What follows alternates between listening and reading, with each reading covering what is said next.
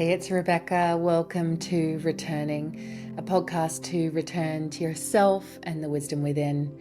I'm so glad you're here with me. Thanks for returning. Today I'm returning with Julie Parker.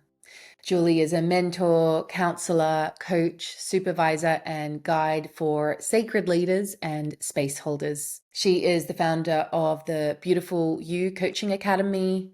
She's co-founder of Priestess Temple School and has trained thousands of life coaches from all around the world to birth their soul businesses. Jules and I first crossed paths many moons ago, and I've been so excited to bring her voice and heart to the podcast. Her story captures the path of the priestess so beautifully.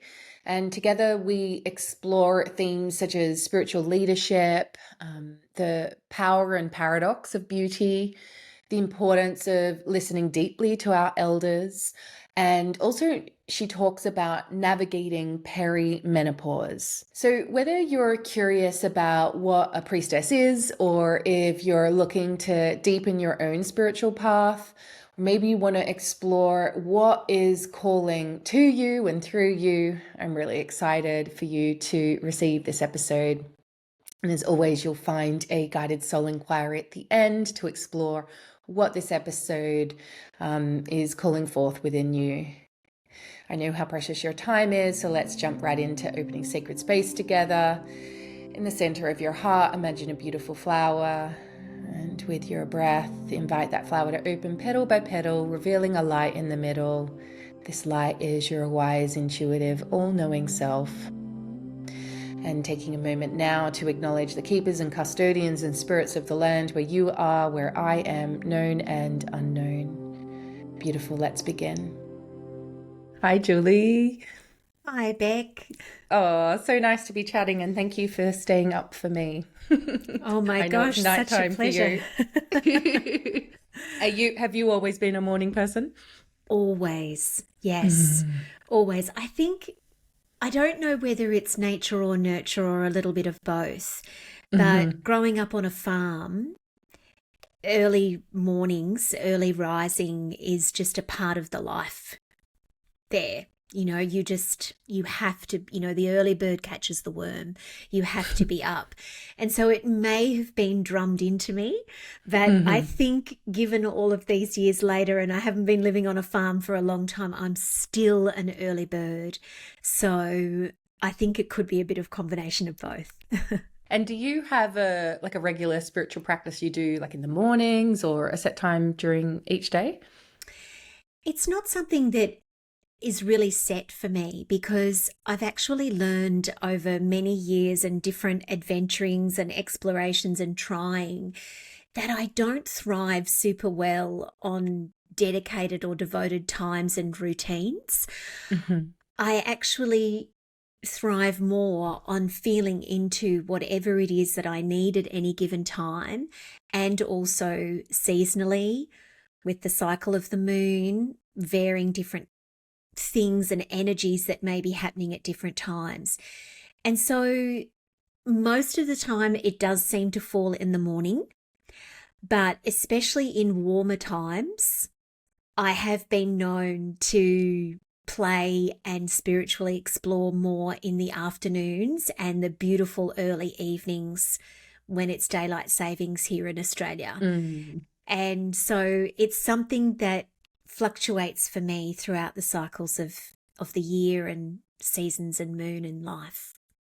And do you have a practice, like whether it's meditation or something to do with nature or whatever, that is like your go-to, like when you're kind of like, yep, I really want to tune in now? Or does that vary as well? Look, it does vary too. I'm not terribly a routine girl, even though I know that that's something that can be very powerful. But in saying that, I do have tried and tested things that I return to over and over again. And that includes breath work, journaling, and also oracle cards, just that quiet space and time. Those are three things that I come back to a great deal. They always seem to weave their way into my life at least every week. If not necessary, might not be all three every day, but they're my go-tos for sure. Mm-hmm.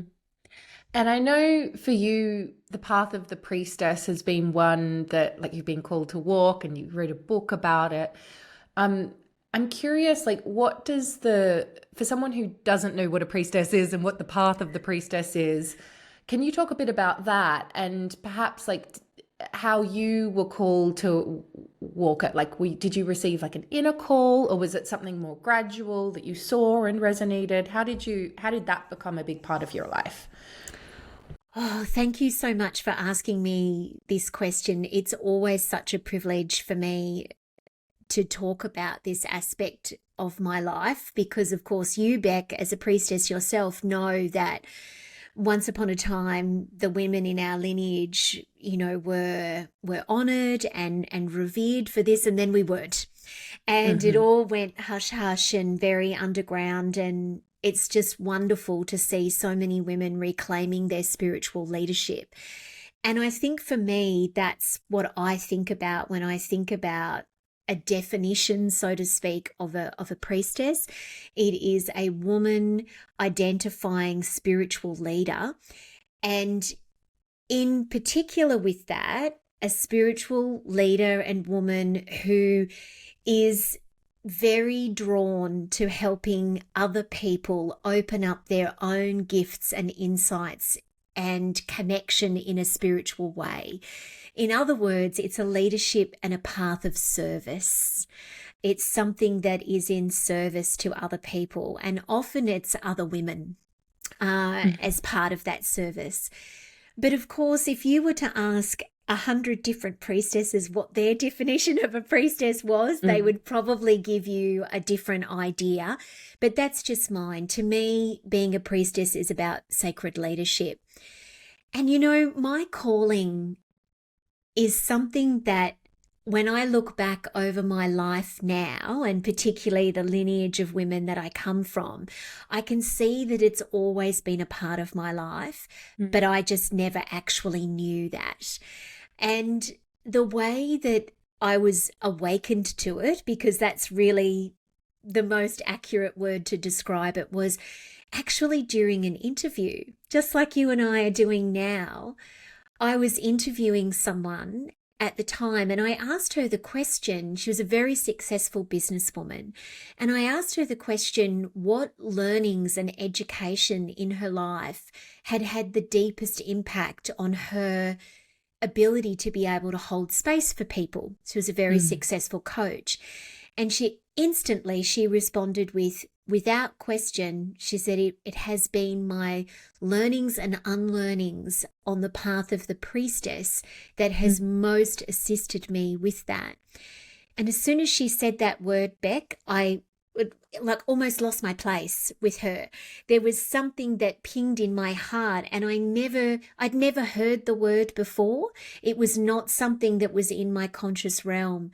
And after then, I began to explore it, educate myself with it, walk with it, and very quickly realized that I was one and I'd always been one, but that it was time for me to open up to that path in an even deeper way. Beautiful. Wow.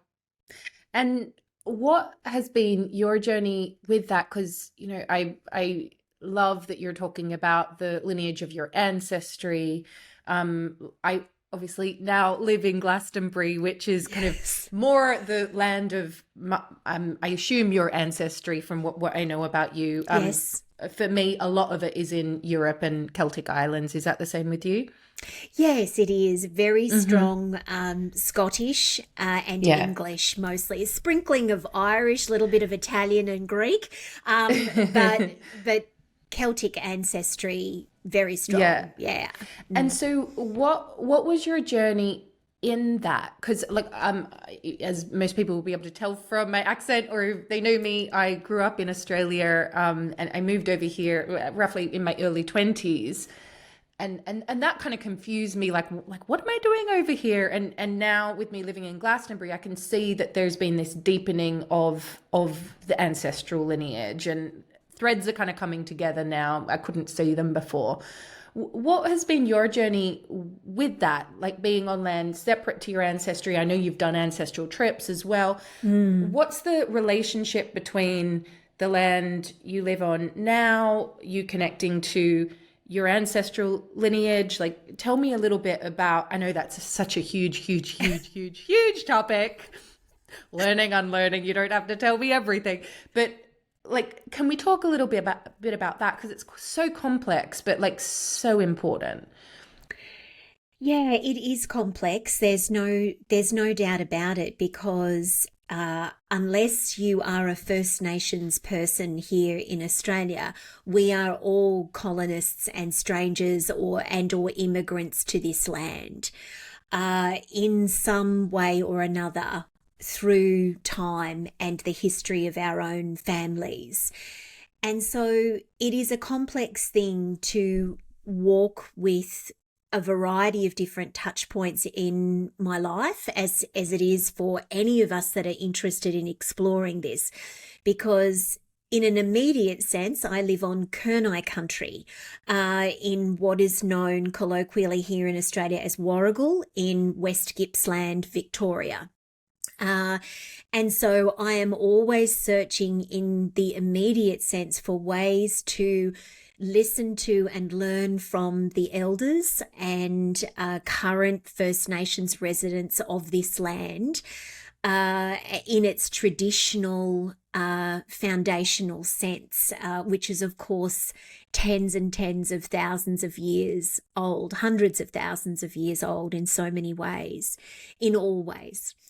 And then, of course, as somebody who is the daughter of an immigrant Scottish father and an immigrant English grandmother who came here, there is then that aspect of exploring the lineage and ancestry of where I come from a Celtic perspective. And that was really significantly ignited for me the more that I stepped into my path as a priestess, because I particularly became passionate as well within the spiritual realms of not wanting to do anything that was spiritually co-opted, that was not, anything that could be seen as other than appreciation for other cultures. I didn't want to appropriate them, because you and I both know we've seen things like that happen before. But to actually become really invested in who I am and where I come from, and to understand, and you know this, of course, yourself, Beck, that our lineage is so rich. It's so beautiful. It's so filled with ritual and mystery and sacred leadership and power in so many different ways, that there's so many other wonderful cultures and spiritual lineages to appreciate. But I've always wanted to be really clear that that was mine to practice and embody. Wow, amazing. Amazing. And for you, like, what was that journey in, like, how did you go out about learning about your lineage? Did anyone pass it on, or was it something you had to like go out into the world to find, read books, papers? So I know with your book, I remember you talking about you were working with a researcher to find out. Tell me about like the multi layers of you kind of like reaching back to that wisdom, which is known but also unknown, right? Yeah, absolutely. And it certainly was multi-layered, and it was all of the above, everything that you've mentioned. This is where I'm so grateful for whomever it is that I've inherited a love of books and reading and history and research, because that came in very, very handy during that time. So I did an enormous amount, and still do, about everything from Celtic goddesses to ritual facilitation to leadership in that realm. And also I went on really what for me was a pilgrimage to England, Scotland, and Ireland while I was writing my book, including visiting the beautiful Glastonbury. It was an amazing experience. such sacred land there in so many different ways. And yes, there has been oral history and also written history given to me through my own family. I was incredibly blessed to be somebody that had a living grandmother until she was almost 99 years old. Wow. And I actually was raised in a multi-generational family, and so had the beautiful impact of both her and my grandfather in my life very extensively. They weren't somebody that I just saw on school holidays or at Christmas time. They were a very, very huge part of my life. And I was so fortunate over the years to read many letters with my nana, to listen to stories from her, to hear her talk about, everything from cooking recipes to different crafts that she would show me, to different things that she would teach me about her flowers and gardening and growing food and so many different things in that realm. And she has passed now. They both have. And honestly, I don't think there is barely a day go by that I'm not grateful in some way or another for the passing down of so many things that I know and photos that I have of great, great, great, great folks in my lineage and what they did. And he was a woodcutter and she was a nurse, and she had 10 babies. Wow. Cousin Esme had 10 babies, and I was like, wow, and just to learn about all of those things, they all contribute to who I am today. Yeah, I think it's interesting when we find our spiritual path. Let's just say it's not been something that we were necessarily taught, or whether it's society or family or whatever. And then, because I think what happens is we have this awakening and it's like a whole new world opens up. And then there can be kind of like the reaching for it and searching for it, and I need to go find it. And often, particularly in the West, that's going elsewhere. And we've all got our unique path. I'm not trying to say what is right or wrong pathwise, but I know for me, what I've discovered was there's this like combination of like a severing of wisdom teachings, but also they're also right there. And so it's this complex thing of like, there's this grief of it not being normal and kind of like just, these are the teachings, if you know what I mean. Like it's a known, expressed thing versus they're actually right there at the same time. Is that your experience? Absolutely. And we don't necessarily know that or can feel into that unless we open ourselves up to it. Yeah. And I think that one of the things that we know is happening in the world and society today, but I certainly hope that it's something that changes, especially because we're all living longer lives, is that for a long time now, we haven't necessarily spoken to and honoured and connected with older people, whether they be in our families or even just in our communities, in the way that we could, not in a transactional way, but truly just to listen to their stories, to listen to them talk about what life was like when, to hear them speak to varying different things. Like I can remember having a conversation with my Nan one day where I said to her, Nan, in your almost 100 years, what's the most significant invention or new thing that you've seen come forth that wasn't a part of life when you were born? And she answered me instantly and she said, without question, the telephone. Wow.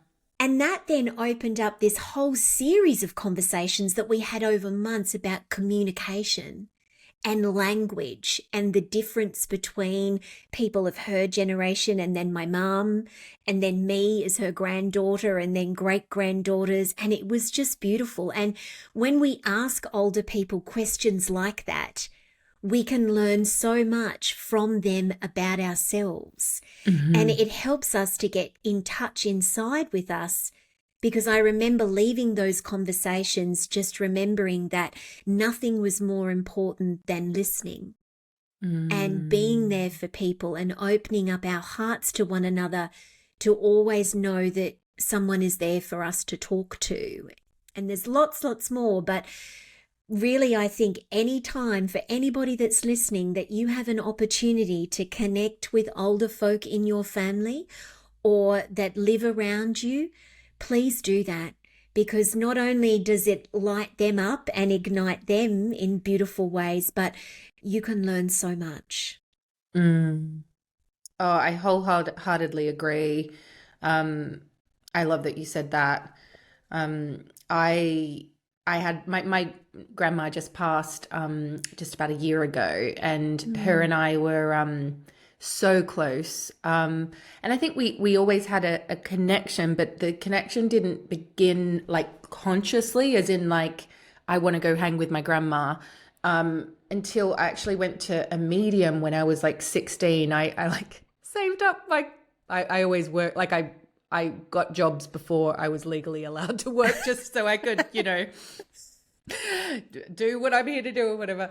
But yeah, I remember getting like 4 buses and a train to the other side of Sydney, or it's just outside of Sydney, to go see this medium. And when I was there, my grandpa came through, and it was all a message for my grandma. And when I got home, it was raining, I was like water drained and just like sopping wet. And I called my grandma, and for the first time, we like literally spoke for like literally 5 hours straight, like 5 hours straight.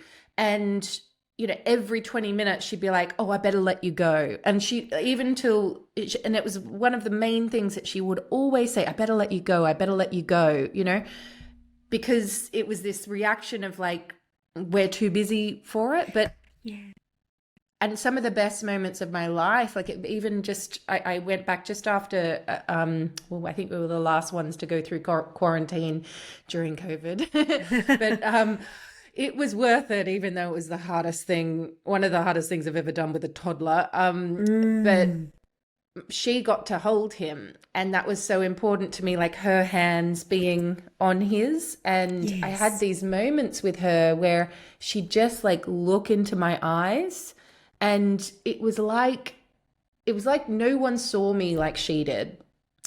And I think that so many of us are really like feeling alone in the world, whether we're conscious of it or not, looking at like, where do we really belong? And it's like these layers of cellular support that we can rest into, that are there, that maybe we resist or we're searching for it to look a certain way. In that moment, I was like, oh my God, like that's what I've been longing for, actually, those layers of like rings of support. And you see this in a lot of like ancient art of like, I've actually got one picture up here. It's a Leonardo da Vinci one where it's like grandmother, mother, child. And so it's these like rings of like support around us, which to me is like the ancestors, or elders. So I love that you said that. So what advice would you give someone who, maybe they don't have a particular deep relationship with the elders in their family or their community? Like, is there a way that you recommend to kind of just open that door? Yeah, this is a really great question, and I think it's going to be incredibly dependent upon where someone sits and feels within their family, because of course we know that not everyone is as blessed as you and I are to have a beautiful, or have had a beautiful relationship. No, I'm going to say have, because they're still here and around, just in just in different ways. It's have. And that's not present for every single person. And I'm very aware of that. And so it really just does depend upon what your intuition and your guidance calls you to do. I think it's never too late if they are living, even if it is just one generation above you, to ask your parents, your mother and father, not just about them, but tell me about your mum. Or do you remember your grandma? Did you have a relationship with Nana or Pop like I did, to talk to them about that? Or do you have things of theirs that belong to them? Like this necklace that I'm wearing was my Nana's. And I had no idea where this conversation was going to go today, or that she would be here so strongly. And yet this was the one that when I was getting dressed for our time together today, that was the one that my heart called me to put on. And that's not a coincidence. It's not a coincidence at all. And so asking mums and parents about those sorts of things is a really, really wonderful thing to do, and to write things down. One of the things that is a great connector with people in families too is about food. Like if your parents or your grandma cooked a favorite recipe for you, where did that come from? Where did they get that recipe from? Is that written down somewhere? You're going to want to write it down. Or songs that they might have sung, or traditions that they have around holidays or birthdays, or service that they might have given during wartime, or particular periods of time. What skills did they know? My Nana was a beautiful knitter. It's not something that she passed to me, but she did to my mum. And so learning about these things, and if that path is challenging for you, just maybe look into ways where you might be able to become connected in your community to older folk, whether it's through a gardening club or visiting a nursing home or a retirement home. They are always looking for people to do things like read to people. Just visit and talk to people and have a cup of tea. And you just might strike up the most beautiful friendship with an unexpected person that could change your life as a result of doing so. I love that. And I love how the simple things, like some of the suggestions you had were like the recipes in your family, or songs you sang, or things you do, because ultimately like ritual is just repetitive action, right? Yes. And I remember, I've studied chanting in various different traditions, and one of the tradition I have trained in is kirtan, which stems into like it's the bhakti movement. And I mean, it does work with Sanskrit, which is a sacred language, and all of that. But one of the things about chants generally is that the power of the chant, as I was taught, it gets more and more powerful, has more and more energy and devotion into it with the amount of people who sing it over and over and over again. And so my teacher taught me that it's like as if the chant exists in the field, energy, like the sound field, and you're tapping into that energy. And so I often think when it comes to ritual, like it doesn't have to necessarily be the way we see it in like spiritual terms, like this overly spiritual practice, to have this repetition and the strength and to connect in with the ancestry. Completely. 100%. When I am cooking golden syrup dumplings, I am, that is a traditional recipe that has, come through my Celtic lineage and family for so many years, and that is a spiritual practice. It is a delicious, beautiful spiritual practice. The cooking, the preparation, the serving of food, the enjoyment of it together is, a huge part of something like that. I think we've gotten caught up, or some of us in some ways, and I've done this before too, in thinking that to be spiritual, or for something to have deep spiritual meaning, it has to look a certain way. And how could that possibly be something like cooking, or when of course it absolutely can be. We have just not long passed the winter solstice period here in Australia, and my husband and I together cooked a very, very old recipe of a stew on that day. It was such a spiritually rich, beautiful thing to do together on that day. And, we had to eat at some point in time during that day. And so why not make that a part of the ritual of the experience as well? It's so true. I love that. I often find, actually, since becoming a mum, it's like opened my eyes so wide open to all of the ways that I'd like compartmentalize my spiritual life from my everyday. And I thought I was pretty good. Like I would go and do my practice, because practice always helps me when I'm like getting wobbly. Like showing up to some kind of practice is keeps me going. But being a mum, I wasn't able to do it in the same ways, definitely not for the same length. And I'd always tried to weave it into my everyday life, but it literally became impossible having young kids. Like on yesterday, I'm like trying to chant, and Goldie is literally holding herself up on the harmonium going back and forth, and Sunny's like swinging in the seat. And so it's just part of it now, Yeah. And I didn't realize the extent that I had compartmentalized it. And it's made me really inquire into this compartmentalization of spiritual and physical that we have, and that disconnection from the land as well. And I know that nature and the beauty way is like such a big part of your life. And so was there like a point for you where it was almost like returning to nature or returning to the garden, like where you saw it, or has it always been there and you've been like, because I don't know, I assume you're someone who looks at a flower and is like, whoa, wow. Yeah. Wow.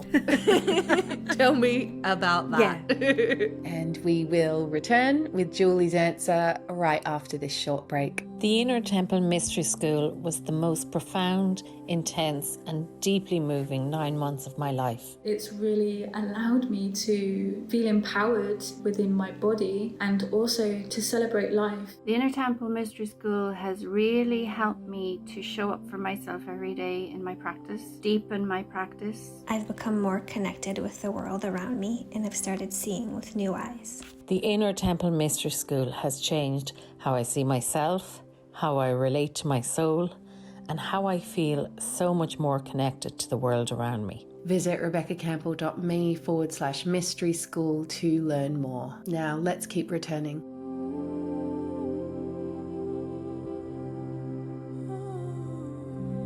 Yeah, I absolutely am. And beauty is just a huge part of my life, and it's one of my core values. It has been for years, both in the external world and in the internal sense as well.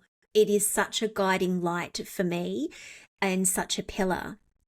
Creating beauty, feeling beautiful, helping others to feel into their beauty.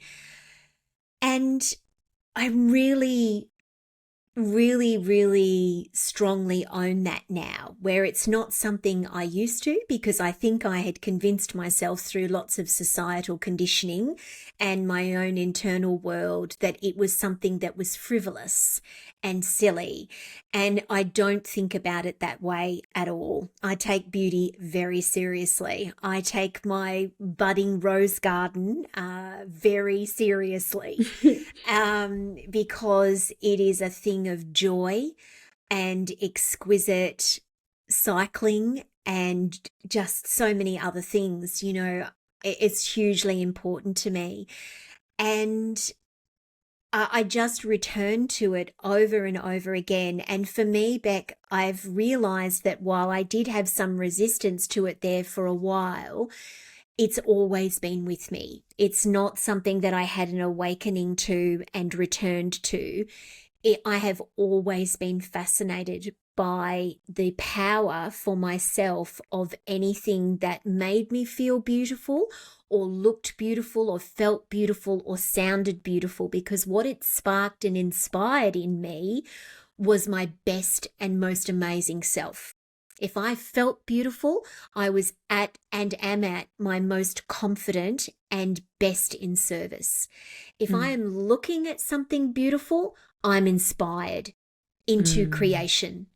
If I am hearing something beautiful, I am calm and grounded and able to be in better service to myself and others.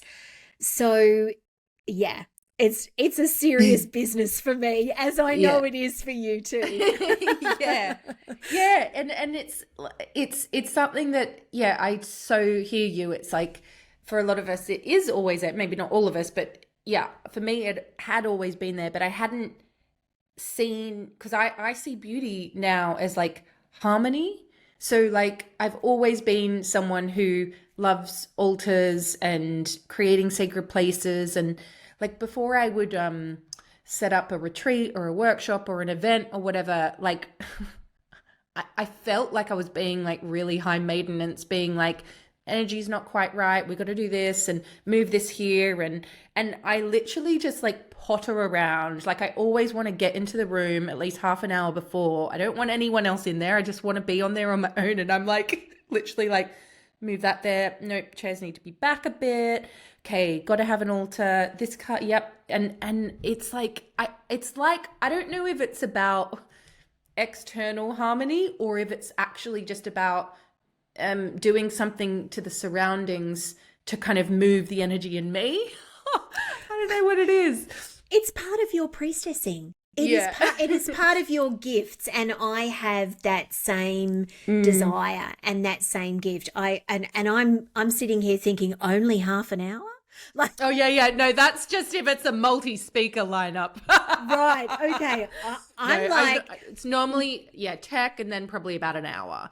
Yeah. I used to be longer, but now I'm just like, okay, you don't need that long.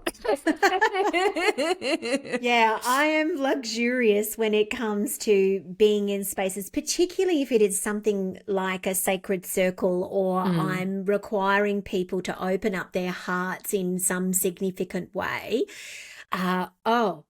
It's all about the flowers, the candles, the smell, the lighting, the essence of the room. All of those things are just incredibly important to me.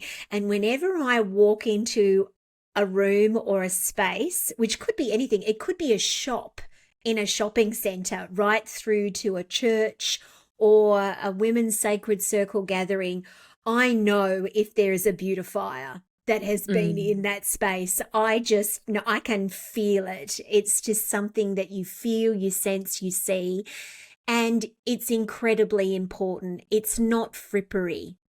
It's not something that's just pretty or decorative. It is actually part of the spiritual embodied experience. Oh, I love you said that, because I've been exploring this difference between beauty and pretty, because pretty is not what beauty is, right? It's right. Like, for me, beauty is potency and harmony. And I've been, because I'm writing at the moment, and I am writing a chapter on beauty, and been trying to like work out like what actually is beauty. And so one of the most beautiful moments of my life is birth, and it's also one of the most opposite moments of my life as well. It's like it's both at once. Yeah. And I think that actually often those things that we see as beautiful versus pretty actually hold the opposites at that same time. And I wonder, like, when we step into a place like that, it's like it's actually held so we can kind of like deepen into those opposites, like birth and death are exquisitely beautiful and harrowing at the same time. Absolutely, as can be nature, the Great Mother. There are parts of her that are dark and cold and twisted and could feel very dangerous, if we found ourselves there alone. And yet also, we can feel ourselves in times like that, knowing and understanding that there's nothing there to get us or to hurt us, but rather how can we look at the both and at that time, when we find ourselves, or if we are ever lost or lonely or disconnected in some way, how can we bring ourselves back to seeing both the rawness and the beauty, but also there's so many words that I'm struggling to think about what they could be. Actually, it just, sometimes nature and the Great Mother can feel very harsh. Yeah. And yet there can be beauty in that as well. When we think about our own connection to what we might be thinking and feeling at that point in time, whether we have found ourselves lost or we're hiking and it starts to rain and rain and rain, and then it gets slippery, or the sun goes down quickly and it's a little bit dark. I think all of us have had moments like that where, we might have felt disconnected or a bit fearful, but at the same time surrounded by beauty as well. So yeah, the both and of life is very powerfully teachable in so many ways on our spiritual paths. Amazing. Okay, so I have a question I ask all our guests, and that is, can you tell me what you were like as a little girl, like little Julie, that would help us understand you a bit more today? Well, little Julie was incredibly studious. She was a reader and a little academic, and she loved school and took it very, very seriously. And while at times, that I think somehow was not always understood by my family of farmers growing up on the land. When I look back at that now and I think about where my life is at the moment, and how the fact that I have written 2 books and that I am a teacher and guide to others, that history and research and ancient lineages have become so important to me, I know that that little girl is a huge part of who I am today. Beautiful. And do you think you came in that way, or you learnt to be that way, or a combination of the both? I think for that aspect of my life, I came in that way. That's a really powerful question, Bex. No one's ever asked me that before, but that was my instant answer there, because I just don't know where I got that drive from. The drive to read and just want to absorb knowledge and just passionately learn.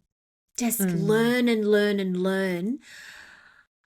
Yeah, I think it is a drive. I think it's something that's always been inside me. Amazing. And it's so interesting with you being having such a leadership role in your school for coaches as well. When I remember before I met you, I was like, oh my gosh, she's like a headmistress. You have that kind of you reminded me of that. I'd be like, I haven't trained with you in the coaching capacity, but I was like, oh, she'd be such a good teacher. Well, thank you very much. I take that as an enormous compliment. And, it's so wild to me that when I was growing up as a little girl and into being a teenager, all I ever wanted to do was be a teacher. And there was a combination of things where that didn't end up happening, and I instead trained to be a therapist and a social worker, and then went on to do, coaching now for so many years.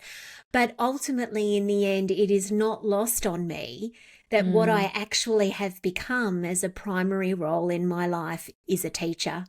I'm a life coach trainer. What's another word for a trainer? Teacher. I have become a teacher. It's just in a very different way to what I first thought it might look like. Oh, I love it. And I want to know, how are you changing at the moment? I know we're always changing, but is there a way that you are recognizing that you're changing at the moment? Oh, my word, there certainly is. I turned 51 this year and I am in the depths of perimenopause at the moment. And so I am undergoing a enormous rite of passage physically. And there are lots of physical things that are changing within me, both hormonally, in my body, in my mind, my heart, spirit, everything. And it is a little bit like, or a lot like, what we were talking about before, Beck. It is both beautiful and it is also, it is the both and at the moment of, wow, I'm feeling like I'm growing in power and my own motherhood and, you know, this stage before becoming a wise crone, hopefully, you know, in my older years. And also, wow, where is this anxiety coming from that I've never experienced in my life, and sleeplessness at night and different physical symptoms. And so I'm changing physically, emotionally, spiritually, a rite of passage. I am right in it. And honestly, it feels bigger to me than even the rite of passage of Menarche when I was a young girl. I was one of those young girls that really moved through that fairly breezily, in all honesty. It had its moments, but it was pretty good. This, however, it's big. It's really big. And so lots of changes right now. Yeah, lots. And is there anything that has been helping you through that? My spiritual practice, even though it's not, as we were talking about at the start, it's not necessarily that routine-like, that helps enormously. To understand that I'm not sick and that there's nothing wrong with me, that to not pathologize myself. Talking about it with other women who are also at this stage of life, talking about it openly and honestly, and lots of rejuvenating time outdoors, taking care of myself in richer, deeper ways than ever before. One of the things I'm experiencing, which is a very common part of perimenopause, is disturbed sleep at night. And so that means that in afternoon times and throughout the day, I'm finding that one of the best things I can do to help me with that is to have a little nap or to just really rest and lie down. And if I feel like reading, I might, or if not, to just listen to a meditation or beautiful music. And that is then more soothing for me at night and helps me at night as well. So yeah, there's lots of twists and turns and ups and downs right now, and just needing to be very gentle and compassionate, but there's some of the things that are helping. Wonderful. And then final question is, what returns you to the wisdom within? Quietness, slowing down, solitude. Always I find I am my most wise and connected within when I am alone with myself, when I don't have anyone else in my field, so that I can be completely at one with me. And I tend to people a lot in my life, as I know that you do too, as all priestesses do. So beautiful, quiet, soulful, reflective time with myself, whether that is walking in outdoors or whether it is deeply quiet at my altar, indoors and cozy with my candles and cards and journal. Those are the times when I'm most able to connect in with myself. Thank you so much, Julie. It's been so beautiful having this conversation with you. I'll include all of the details for Julie's work in the show notes. Thank you so much, Julie. Thank you, Beck. So beautiful to be here with you.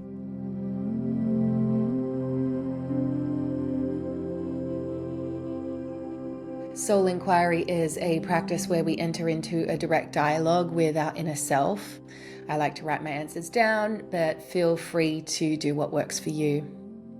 Today's soul inquiry prompt is, are there any elders you are being called to spend time with in your life? And now it's time to commit to a grounded action, to integrate it. What is one baby step you can take in that direction today? Let's share a deep breath together as we close this sacred space we've stepped into together. I'm so grateful for you being here. If you'd like to keep returning to yourself and returning here with me, then please hit subscribe. If you love this podcast, leaving a review or a 5-star rating really helps others find it too. You can find more information about Julie and all of the show notes from today's episode over at rebeccacampbell.me/podcasts. Thanks for returning.